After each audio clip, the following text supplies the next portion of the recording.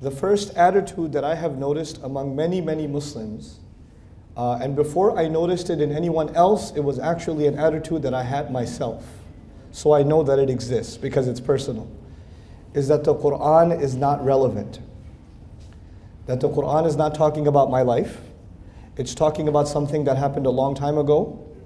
The people that I know that talk about the Quran look like they belong 500 years ago. They don't look like modern people. These people, when they speak in a way that nobody else speaks. My friends don't talk like this. My colleagues at work don't talk like this. My professors at school don't talk like this. As a matter of fact, you could be friends with a khatib. And when you're talking to them, they talk to you perfectly normally. But as soon as they get up on the minbar, they talk differently. They talk like they belong in a different time. And it becomes almost disconnected from you. So the first impression I had of religious conversation, Quran, Sunnah, the whole thing, was that this does not belong in this time. This is some old thing. And this is for people that are old-minded. You cannot have this religion and live in modern times. You cannot combine those two things. It's impossible. That's number one. And as a matter of fact, even in so many lectures that I heard, all they talked about was how bad these times are and how good the old times used to be. That's all they talk about, is these times are very bad and old times were very, very good. And so I say to myself, well, old times are over, so I guess it's bad now. So what's the point? That's the first problem. The second problem I noticed, again, something I noticed in myself, and then I noticed it in now millions of other people, is that this religion and this book is extremely strict, and it's harsh, and it's difficult, and it has rules that are not easy. The rules of this book, the guidelines of this book, that it tells you to do some things that you're not supposed to do, or it forbids you from some things, or it commands you to other things, but its rules are too many, and too heavy, and too difficult, and basically impractical. You can't do it. You just can't do it. If you have to do it, you have to be a very extreme person. You cannot be a normal, happy person and do these rules. As a matter of fact, the more religious you get, the more depressed you get, and the more angry you get, and the more angry you look. So all the religious people I know are really angry people. So I don't want to be like that. So that must be because of this religion. This religion is harsh, so it makes people harsh. It makes people difficult. It makes people very angry. As a matter of fact, in my own life, before I turned to the deen of Allah, I was born a Muslim, but you know how it is. If I saw a guy with a beard, I ran the other way. I do not want to be around those guys, because they keep telling me how I'm going to hell. Or they're just going to tell me to do something like go make salat.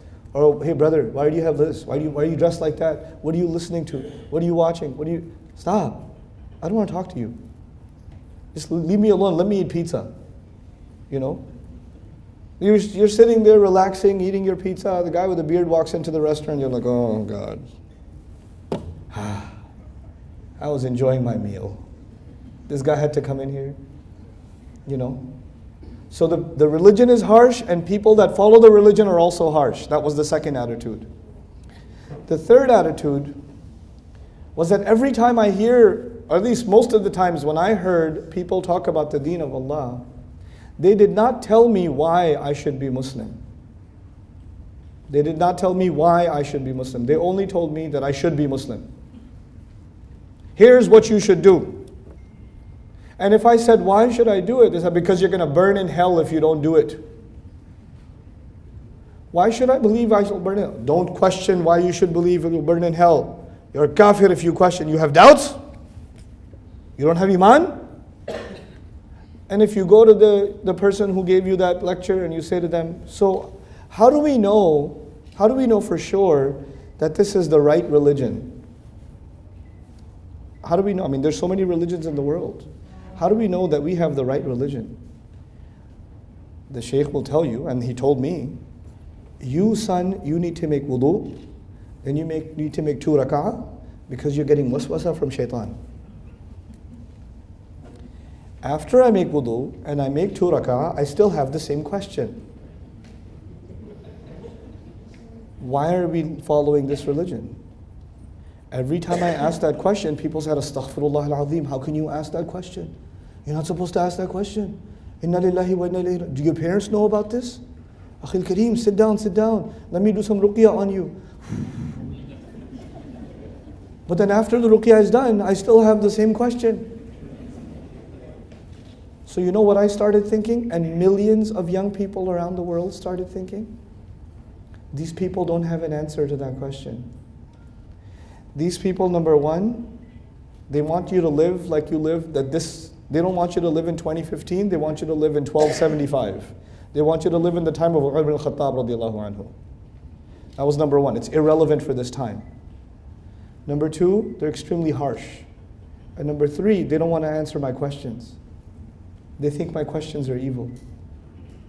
These three reasons are enough, more than enough, for someone to want nothing to do with Islam.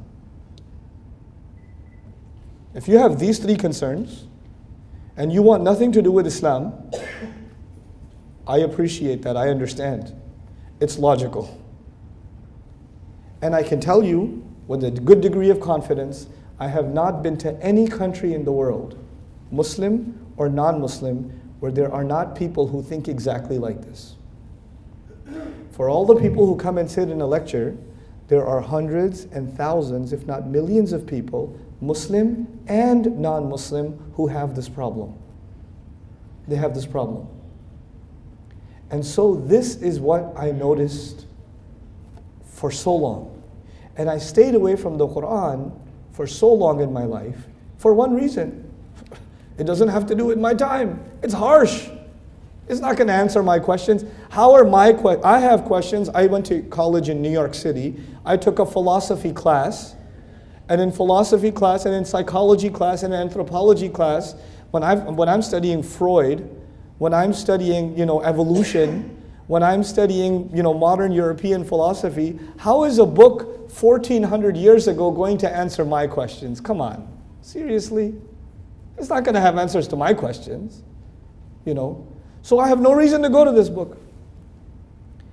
But by the gift of Allah, for no other reason, فَإِنَّ اللَّهَ يَهْدِي مَنْ يَشَاءُ. When I did stumble upon the book of Allah, when I did start to decide to try to understand the book of Allah, and I was fortunate enough to find some incredible, incredible teachers, I realized all three of those things were untrue. The book is incredibly relevant. The book has answers to my questions and my problems and my personal problems today. Forget about society's problems and the world's problems. That's stage 2 and stage 3. I'm talking stage 1, my personal problems. It has answers. The second issue was it's harsh. The more I studied the book, I realized people are harsh, but the book is not harsh. Allah sent the book as a rahmah, but we don't have rahmah. So when we talk about the book, but we take out the rahmah. That's what we do. Allah's book doesn't do that, we do that. Okay, we're intolerant. We're intolerant. And I'll talk about that a little bit later, some more. And then the third problem was that people don't want to answer my questions. I have questions and they say, Astaghfirullah, this is from shaitan. But the Quran says, Hatu burhanakum in kuntum sadiqeen. The Quran is inviting people to ask questions and bring their criticisms. Which religion in the world says, please, criticize? No other religion other than Islam. Please, we would invite you to question and criticize this book. فَأْتُوا بِسُورَةٍ مِّن مِثْلِهِ وَادْعُوا شُهَدَاءَكُمْ مِن دُونِ اللَّهِ. I'm reading this and I'm saying, how can a book do that? I thought this book is supposed to tell me, just believe. And if you don't believe, you will burn. But this book says, no, think for yourself. أَفَلَا تَعْقِلُونَ. No other religion tells you to think. Actually, every other religion tells you, stop thinking and just believe. Stop thinking and just believe. And this book says, you cannot stop thinking. You have to think, and if you think, only then you will believe. There's no other religion like that.